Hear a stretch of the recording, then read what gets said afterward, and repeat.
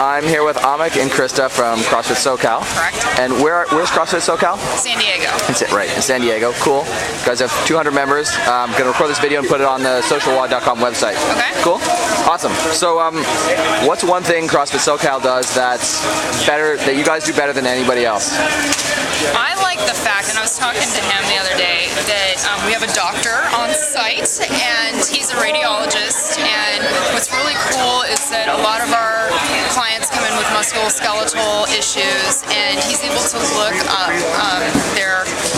from their imagery, their images online or whatever, they'll bring in their discs, and he can see what's kind of going on, and we can design WODs to modify things and really heal them properly.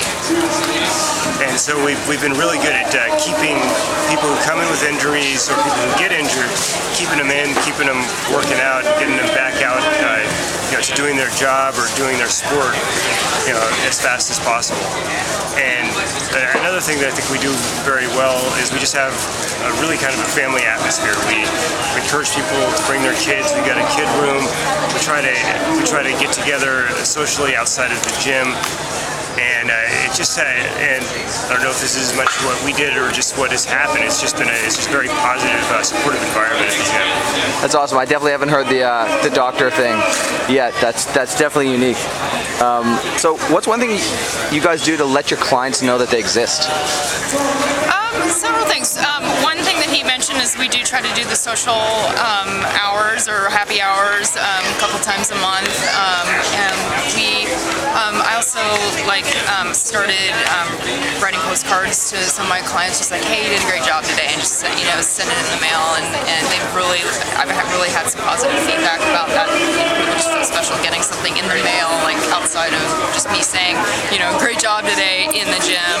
Mail is old school. Yeah, it is, and it is, in this texting and Facebooking world of ours, but. And I think another thing to do is something just within the gym. It's really good for the owners and the trainers to go around and really acknowledge, you're a whole lot better than you were a month ago. The last time I ran into you, you're a different athlete. Things like that. Because it's true, but they may not be hearing it. And just like Coach came up with the girl WODs to have some sort of benchmark feedback, because otherwise it just feels like you're beating your head against the wall every day, and you can't tell the improvement yourself until you look back. Right. Cool. That's awesome. So, what sort of moving on to coaches? How do you help your coaches feel like they're a part of the gym rather than just coaches, like part of the business more than part of the gym? Business. That is actually our main goal of our gym. Ahmik and I just break even. We pay the bills, we keep the doors open, and provide almost like a co-op or an atmosphere that the trainers can grow their own mini businesses. So they have personal training clients on their own that they can go out and develop. Basically. And if they have a fundamentals course, they get 100% of that fundamentals course, and we don't make anything until that person joins the gym. And so they have a big incentive to go out and get clients. New business. And because it goes all to them. Cool. Last question. Andrew from CrossFit Sandy. He's got about 80 members, and he's wanting to hear stories about struggles that you've encountered that he might encounter, sort of in his growth. Okay. As far as growth goes? Yeah. It's not necessarily growth, but just a struggle, like a challenge that you faced and had to overcome. Where we're in a retail space, which is great as far as parking goes. The noise issue has been a problem, and so we've had to deal with that by making sound dampening platforms, and just dealing with, I guess, your neighbors is one of the being good neighbors. Yeah, exactly. Yeah.